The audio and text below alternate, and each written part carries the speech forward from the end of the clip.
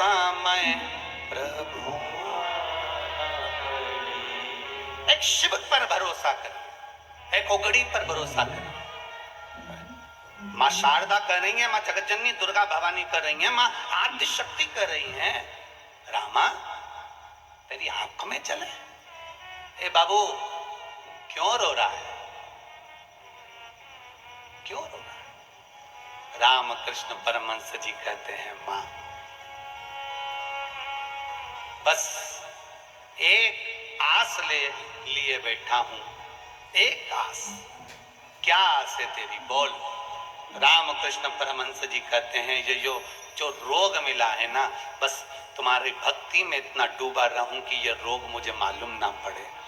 शिव जी के मंदिर में जब एक लोटा जल चढ़ाने जाओ, शंकर जी से अपने मन की बात कहते समय ये जरूर कहना कि अगर दुख की घड़ी आए तो परमात्मा इतनी कृपा जरूर करना कि वो दुख मुझे याद ना आए। तेरी भक्ति में इतना रमा रहूं मैं, तेरे भजन में इतना रमा रहूं,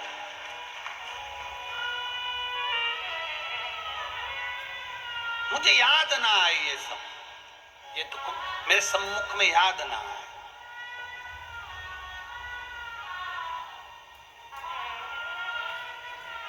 आप में से कोई लोग नाव में कभी बैठे हैं क्या? जो लोग बैठे हैं जरा हाथ उठाओ। नाव में कभी बैठे हो तो ठीक है, रख लो रख लो, बहुत जोरदार।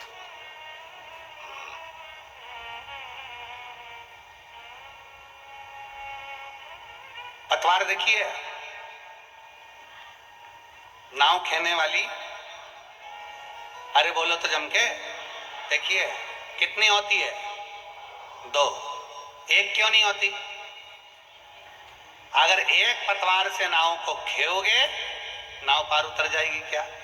वहीं की वहीं गोल गोल गोल गोल घूमती रहेगी, पार नहीं उतरेगी। उसी तरह मेरे ओघड़दानी मेरे शंकर भगवान माता पार्वती को अमरनाथ की गुफा में बैठकर कहते हैं, पार्वती सुख और दुख ये दो पतवार है, और ये दो पतवार नाव में लगी रहती है। उसी तरह संसार सागर में जो जन्म लेता है उसको सुख और दुख की दो पतवार पकड़ाई जाती है। अगर एक पतवार दी जाए तो वो वहीं गोते लगाता रहता है। ये दो पतवार ऐसी होती है जो व्यक्ति को मंजिल तक पहुंचा देती है, मंजिल तक पहुंचाती है। केवल सुख सुख मिल जाए ना, केवल अच्छा ही अच्छा मिल जाए, गुलाब जामुन खाने को मिल जाए तो दांत सड़ जाते हैं। अगर पेड़ा ही पेड़ा खाने को मिल जाए तो दांत सड़ जाते हैं। अभी तुम रोज भोजन कर रही होगी, उसमें नुक्ती, मिक्सचर, खिचड़ी, रोटी, सब्जी सब मिल रहा होगा। तुम एक दिन विचार करना कि मुझे तो नुक्ती नुक्ती खाना है, बूंदी बूंदी खाना है, तो थोड़ी देर बाद रुमाल ऐसा रख के कथा में बैठी रहो। अब कोई तुमसे पूछ,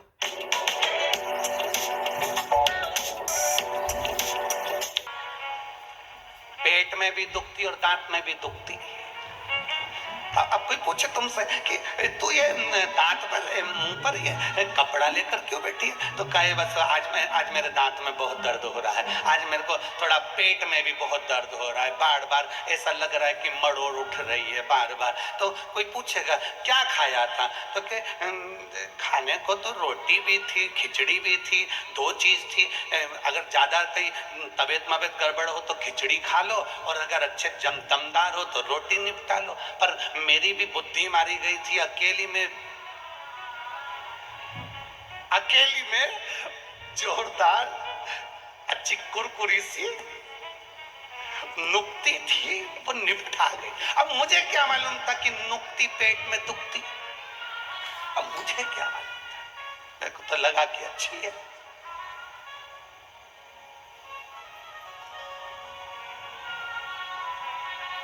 अब मैं तो खा गई। अब मुंह पे रुमाल रखकर बैठी हो, दांत में तकलीफ। अर्थात शिव महापुराण की कथा कहती है, मेरे भोलेनाथ मेरे ओघड़दानी अमरनाथ जी की गुफा में कहते हैं बैठकर, पार्वती सुन, दो पतवार से नाव पार होती है, उसी तरह दुख के साथ सुख है और सुख के साथ दुख है। एक पहले चलती, फिर दूसरी चलती, फिर एक चलती, फिर दूसरी चलती। सुख आएगा, दुख आएगा, सुख आएगा, दुख आएगा, सुख आएगा, दुख आएगा, और अंत में मंजिल तक पहुंच जाओगे। बस तुम्हारी नैया पार, भटकना नहीं है।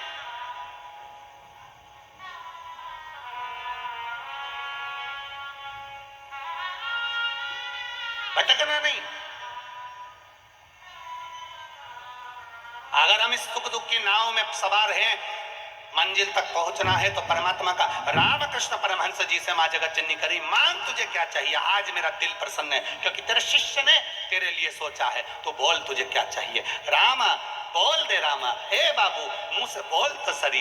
रामकृष्ण परमहंस जी कहते हैं माँ आज एक इच्छा है मेरी, वो तू पूरी कर देना। माँ कौन सी इच्छा है, बोल रामकृष्ण परमहंस। माँ पूछ रही है कौन सी इच्छा। तब स्वामी विवेकानंद जी का स्मरण आया और रामकृष्ण परमहंस जी ने कहा माँ इतना जरूर करना, जब मेरे अंतिम क्षण हो, प्राण छूट रहे हो माँ, तब तेरी गोद में मेरा सिर रखा हुआ हो और मैं अपने धाम को चला जाऊं। बस क्या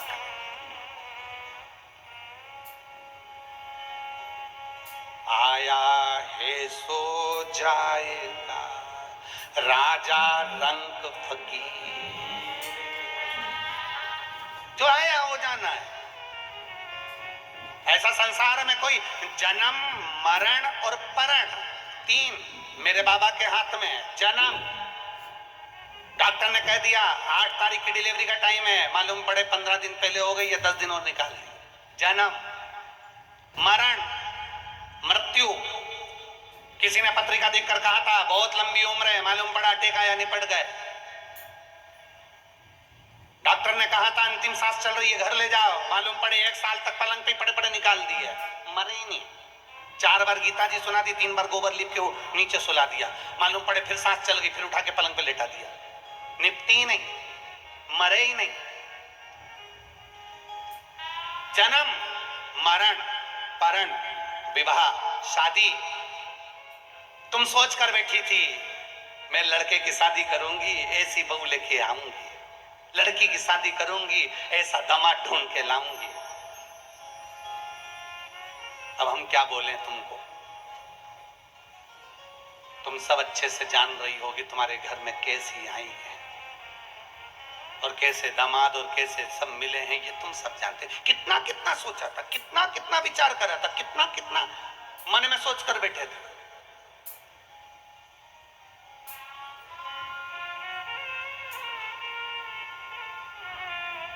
पूर्ण करने वाला देवाधिदेव महादेव।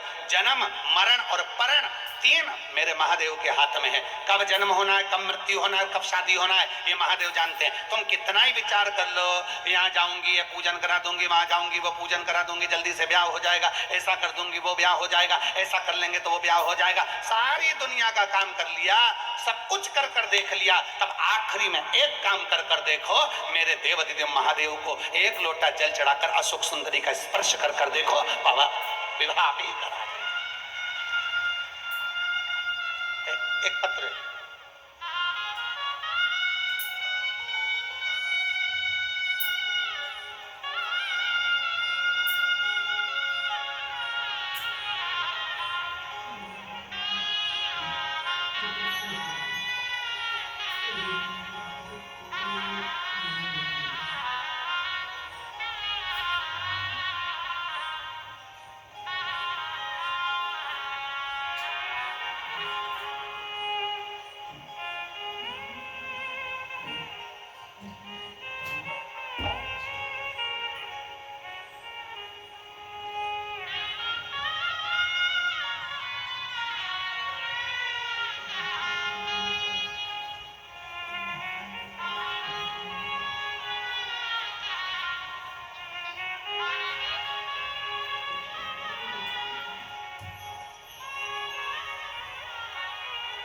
सुमित बालाजी कावले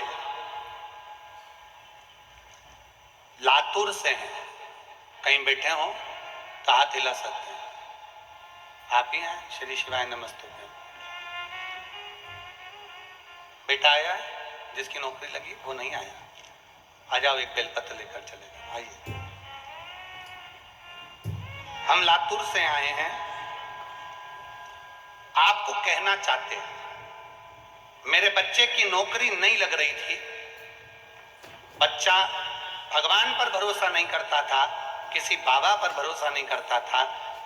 मेरा बच्चा, तब मैंने अपने बेटे से कहा कि तू एक बार शिव मंदिर जाना चालू कर, शंकर को एक लोटा जल चढ़ाना चालू कर।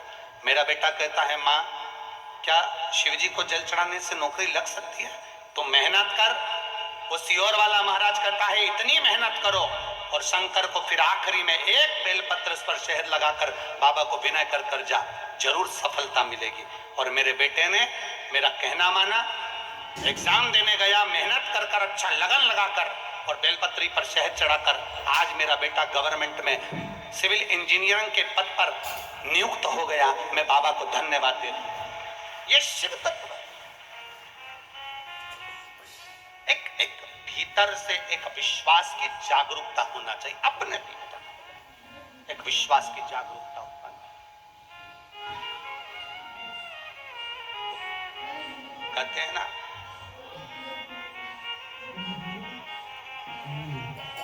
थोड़ी मेहनत हाथ की,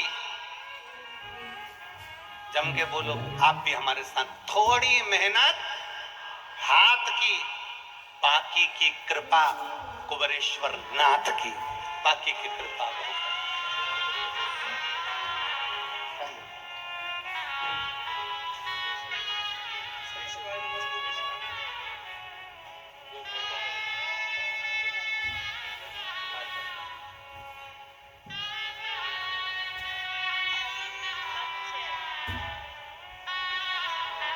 बधाई।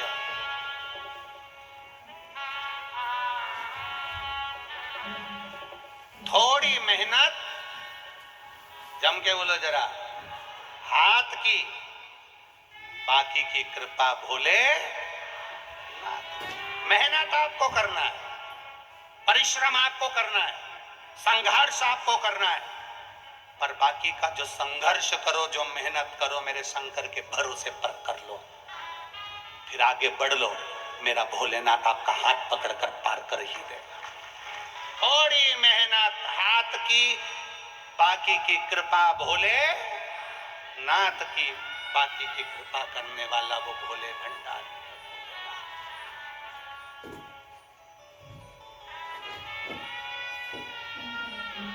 वो कृपा करता, वो दया करता, उसकी करुणा, उसकी कृपा कभी खाली नहीं।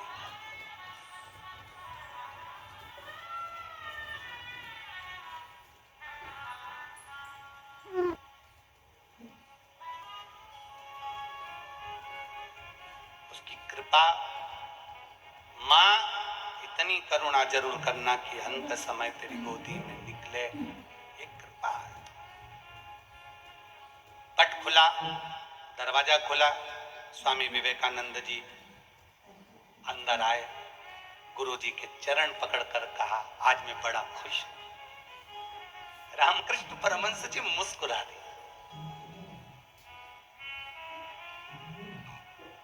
सच्चा संत जो होता है ना, उसके चेहरे की हंसी कभी समाप्त नहीं होती। सच्चे संत के चेहरे की हंसी कभी समाप्त नहीं होती। सच्चा जो संत होता है उसके चेहरे पर कभी क्रोध नहीं आता। सच्चा जो संत होता है उसके भीतर कभी अहंकार नहीं आता, अभिमत्ता से परे होता है। रामकृष्ण परमहंस जी मां दुर्गा से, आद्य शक्ति मां काली से, शारदा भवानी से बात करते थे, पर कभी रामकृष्ण परमहंस जी के चेहरे पर कभी भी अहंकार, क्रोध, कभी भी उनके चेहरे पर, मां स्वयं कह रही है शारदा भवानी कि आज मैंने तेरे चेहरे पर अश्रु देखे, तू तो मुस्कुराने वाला था, तू तो हंसने वाला, तू मुस्कुराने वाला और जगत को तू प्रेरणा देने वाला कि हंसते रहो जिंदगी में,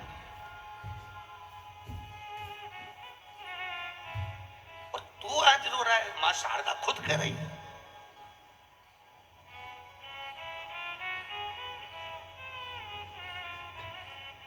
हे राम, तो आज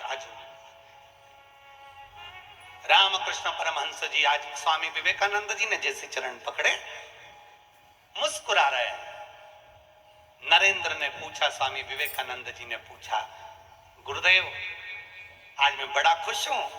स्वामी विवेकानंद जी ने पूछा, क्यों? आज इतनी प्रसन्नता तेरे चेहरे पर है स्वामी विवेकानंद की। नरेंद्र, तेरे चेहरे पर इतनी प्रसन्नता है, किस बात की प्रसन्नता है?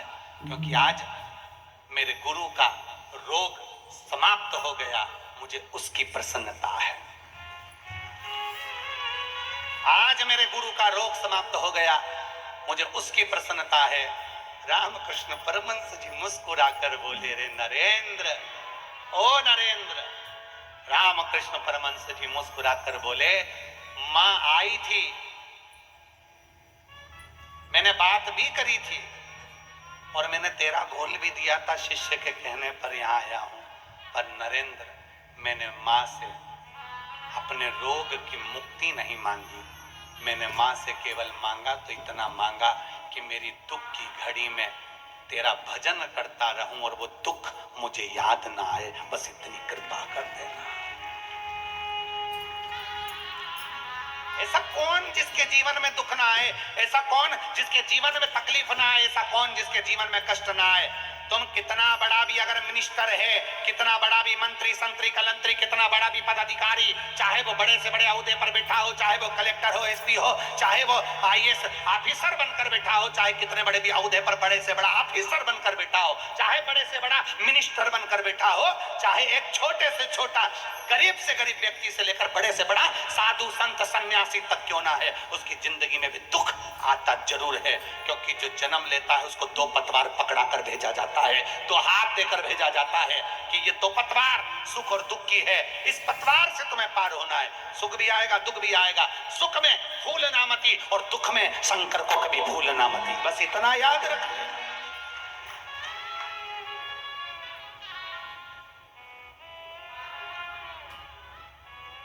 सुख में भूलना नहीं और दुख आए तो मेरे महादेव को भूलना नहीं।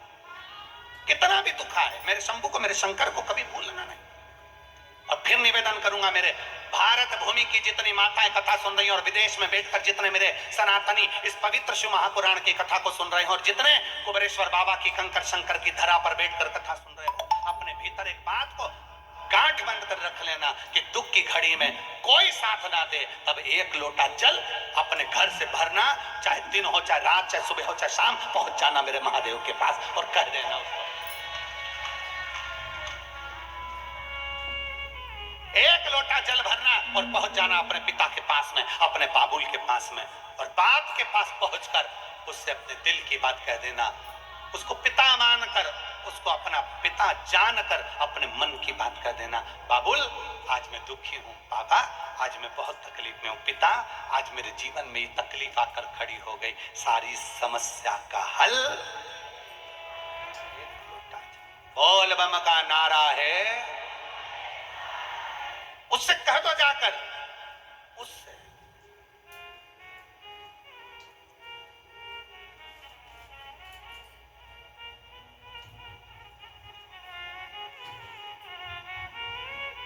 और जब कहोगे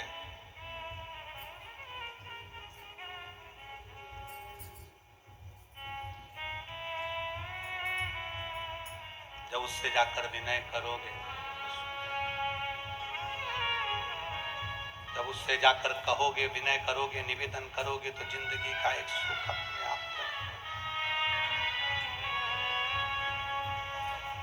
मांगू क्या मैं क्या नहीं तुमने दिया, मांगू क्या मैं क्या नहीं तुमने दिया, मुझको तुमने ना कहीं झुकने दिया, मुझको तुमने ना कहीं झुकने दिया, मुझको तुमने ना कहीं झुकने दिया, मुझको तुमने ना कहीं झुकने दिया। क्या बात,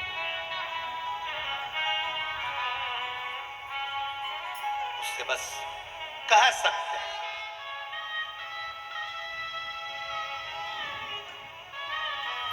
जब से मेरे सर पे तेरा हाथ है, जब से मेरे सर पे तेरा ठोकरों में भी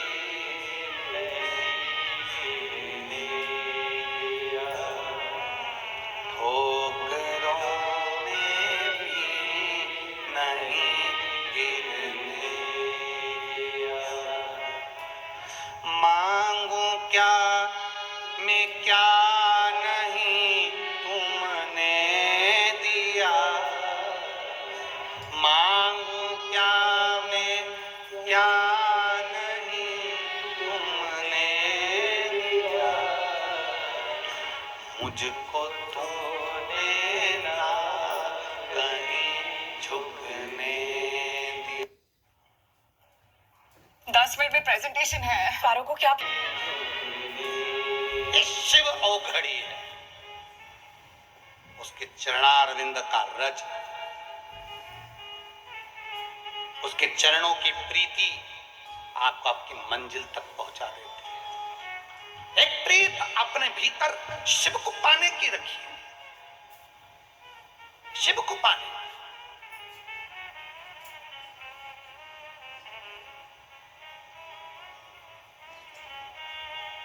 आपने कई बार देखा होगा, हमने अपने व्यासपीठ से भी कई बार कहा, और कोई अगर मिलने भी आता है तो हम अपना चरण कभी माताओं से छूने नहीं देते, क्योंकि हम उनको कहते हैं कि तुम हमारी जीजी हो और हम तुम्हारे भाई हैं, और भाई के पैर बहन पड़े ये कहाँ की रीति है।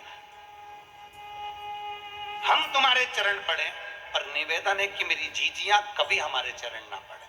जीजियां तो अपना हाथ ऊंचा रखकर अपने भाई को केवल आशीर्वाद देती है।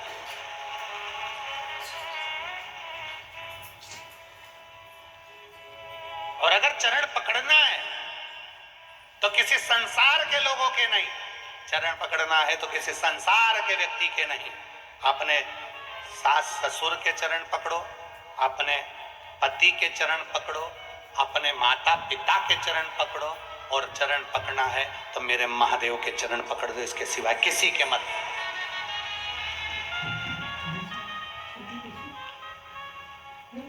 चरण उसके छूना चाहिए जिसका आचरण अच्छा हो,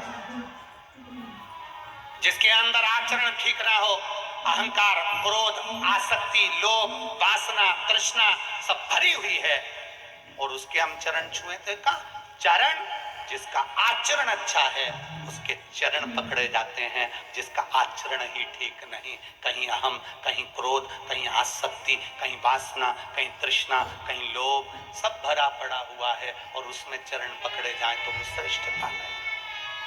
आचरण ठीक है तो चरण पकड़ लो, और आचरण अगर किसी संसार के व्यक्ति का, हम एक बार बहुत बहुत धन्यवाद दिए। आपने भी कई बार कथाओं के माध्यम से सुना होगा कि कोरोना महामारी में, कोरोना काल में जब घर के बच्चे अपने माँ बाप का अंतिम संस्कार करने के लिए नहीं आए, तब कोरोना महामारी में हॉस्पिटल में काम करने वाले वो कर्मचारी, हॉस्पिटल में पोछा लगाने वाले, झाड़ू लगाने वाले, जिनको लोग छूना पसंद नहीं करें, जिनको लोग कहें कि ये तो ऐसे, ये तो वैसे, उन व्यक्तियों ने, जिन्होंने हॉस्पिटल में एक साधारण सा अपना ये नहीं देखा कि मुझे कोरोना हो जाएगा, उन्होंने ये नहीं देखा कि मुझे तकलीफ हो जाएगी, उन्होंने हॉस्पिटल में दवाई भी दी, गोली भी दी, तुम्हारा ट्रीटमेंट भी करा, तुम्हें छुआ भी, और आखिरी में जिनके बच्चे अंतिम संस्कार करने नहीं आए उनको ले जाकर अंतिम संस्कार भी करा। ये उनके आचरण अच्छे थे, उनके चरण छूने के लायक।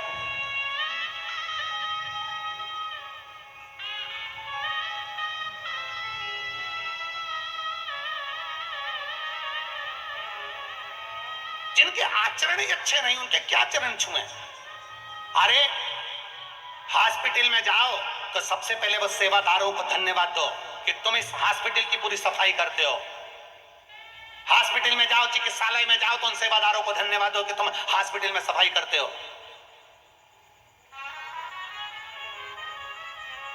जिस रोड पर कोई घूमना पसंद नहीं कर रहा था कोरोना महामारी में, उसमें पुलिस प्रशासन का एक एक कर्मचारी चौराहे चौराहे पर ड्यूटी दे रहा था। क्या उनके बच्चे नहीं थे? क्या उनकी पत्नी नहीं थी? क्या उनके माता पिता नहीं थे? पर एक एक पुलिसकर्मी ने चौराहे पर खड़े हो होकर सेवा दी है। धन्यवाद देना उन पुलिसकर्मियों को जिन्होंने अपनी ड्यूटी को सही मायने में निभाया। साधुता इनको दीजिए। जिसका आचरण ठीक ना हो उसके चरण भी मत छुओ। व्यासपीठ भी ये कहती है, आप आचरण अच्छे नहीं है, चरण ना छुए।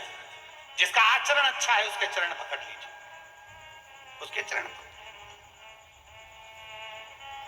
अपने अंदर अहंकार इतना भर लिया, अपने अंदर क्रोध भर लिया, अपने अंदर आसक्ति भर ली, अपने अंदर तृष्णा भर ली। एक बच्चा अपने दादाजी से पूछा, दादाजी ओ दादाजी। दादाजी बोले, हाँ रे बोल बोल क्या है रे?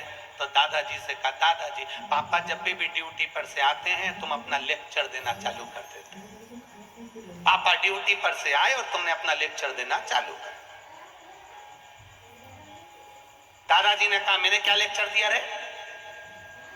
अपनी बाप की वाणी बोल रहा है तो तू भी अपने बाप पर गया। तो पोता बोला, बाप पर तो जाऊंगा, उन्हीं की तो औलाद हूं। मैंने क्या बोला कि दादाजी पिताजी जब भी ड्यूटी से आते हैं तुम लेक्चर देना चालू कर देते हो। गुस्सा मत करे कर, क्रोध मत करा कर, अहंकार मत कर, क्रोध मत कर, क्रोध मत कर, क्रोध मत कर। ये बार बार तुम्हें बोलना चाहिए क्या? अपने अंदर गुस्सा नहीं रखना, अपने अंदर क्रोध नहीं रखना, अपने अंदर अहंकार नहीं रखना। तो इतने में पोता बोला, दादाजी क्या नहीं रखना, उसमें रखने से क्या होता है? इतने में दादाजी भी चतुर थे, उन्होंने एक झिंगुर उठाया, काकरोच। और दादाजी ने काकरोच उठाकर, झिंगुर उठाकर अपने पोते की शर्ट के अंदर डाल दिया। अब तो पोता बार बार झटकारे, बार बार झटकारे, झिंगुर झिंगुर झिंगुर झिंगुर झिंगुर। अब बैठे तो उसको झिंगुर झिंगुर नजर आ रहा। अब दादाजी मुस्कुरा रहे, पोता परेशान। दादाजी ने कह दिया, ले मैंने झिंगुर निकाल दिया। झिंगुर निकालने का दादाजी ने बोल दिया, पर झिंगुर अंदर ही था, चल रहा था। तो पोता फिर बोला, दादाजी झिंगुर, दादाजी झिंगुर, दादाजी काकरोच काकरोच काकरोच। बहुत देर तक फिर दादाजी ने उसके सामने झिंगुर को निकाल कर पटका। अब बच्चा आराम से बैठा। बस दादाजी ने कहा, बेटा मैं अपने पुत्र को, पोते से कहा, अपने पुत्र को कहता हूं कि अपने अंदर क्रोध मत रख, अपने अंदर अहंकार मत रख। एक झिंगुर, एक काकरोच अंदर चले जाता है तो वो सही से बैठने नहीं देता। अगर अंदर क्रोध और अहंकार चले गया तो जिंदगी में अच्छे से रहने नहीं देगा।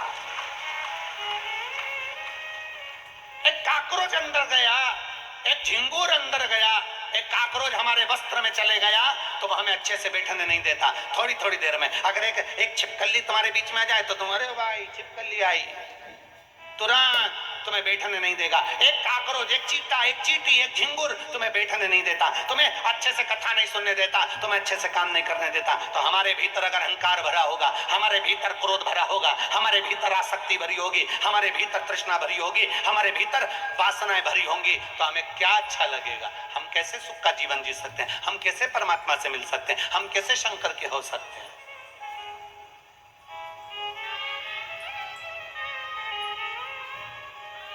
कैसे?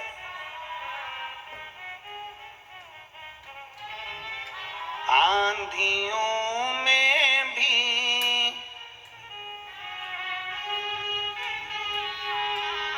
बाबा, ये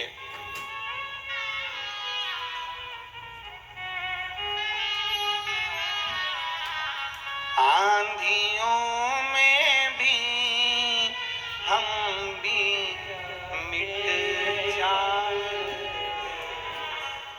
बाबा आपकी कृपा ऐसी थी कि आपने उन आंधियों में मुझे गिरने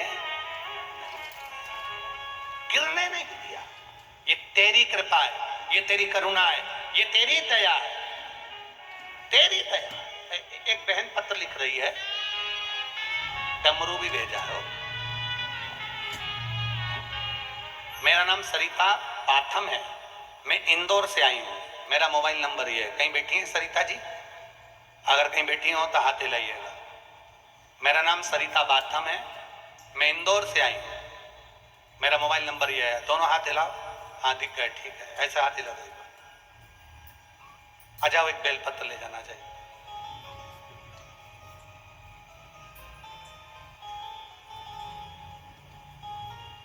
बहुत अच्छी बात लिखी है, पहली लाइन तो बहुत अच्छी लिखी। गुरुजी आपको आपकी बहन का प्रणाम और मेरी जीजियों का प्रणाम मेरे सर माथे पर हो। 7-8 पंडाल में बैठकर मैं कथा सुन चुकी हूं गुरुजी। पक्षियों को दाना देना, पौधे लगाना, बस ये काम करती रहती हूं। 15 सालों से निरंतर पशुओं की सेवा करना, कोई का पशु का एक्सीडेंट हो जाए तो उसको संभालना, भोजन, पौधा लगाना, पक्षियों की सेवा करना, ये करती रहती। पर मन में एक ही कमी थी, वो किसको कहूं? गुरुदेव मेरा मकान नहीं था, अब मैं कहूं तो किससे कहूं? तब आपकी कथा ने मुझे बल दिया और आप कहते हो कि कोई लेट बनता है, कोई जल्दी बनता है, शिव को जल चढ़ाने वाला एक दिन से जरूर बनता है। मैंने भी सोच लिया कि अब शंकर के मंदिर जाना है, जल चढ़ाना है, सेवा करना है, और बाबा की कृपा से वो सेवा में लग गई। और ऐसी कृपा मेरे बाबा ने कर दी कि मुझे अपने खुद के मकान में मेरे बाबा ने मुझे विराजमान कर। अब एक ही आस लगा कर बैठी हूं, आप कृपा करेंगे तो जरूर मेरी आस पूरी होगी। अब कहीं नर्मदा जी के किनारे पर आपकी एक कथा जरूर करवाना चाहती हूँ, बस ऐसी कृपा हो। हम तो हमारी बहन से कहेंगे, जी जी कथा करवाने वाले पिताजी जिस दिन बेटे को आज्ञा कर देंगे तो बहन के घर पहुंच जाएंगे, उसमें क्या चिंता का विषय। कथा कराने वाला मेरा शिव। लाइन अच्छी लिखी है, आप और हम सब गुनगुनाते हैं। तेरी कृपा बिना न हिले एक भी लेते हैं श्वास, तेरी कृपा से तनु बखान क्या करूं, राखों के ढेर का चपटी भभूत में खजाना हे गंगाधार मुक्ति द्वार।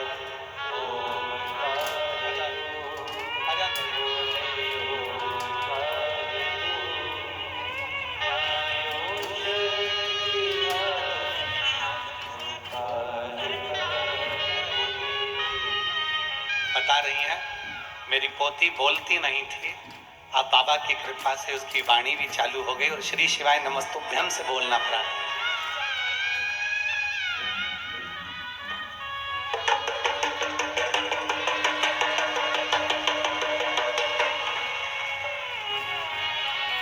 शिव तत्व को पहचान, शंकर ओ घड़ी को पहचान। एक विश्वास के साथ जब हम शिव को पहचानेंगे, एक विश्वास के साथ जब हम शंकर को जानेंगे, हमारे दुख मिटाने के लिए हमें किसी को नहीं ढूंढना पड़ेगा। हमारे दुख मिटाने के लिए हमारा महादेव त्रिपुंडधारी, त्रिशूलधारी, डमरूधारी, नंदी की सवारी और गौरा महारानी को लेकर हमारे दरवाजे तक आ जाए।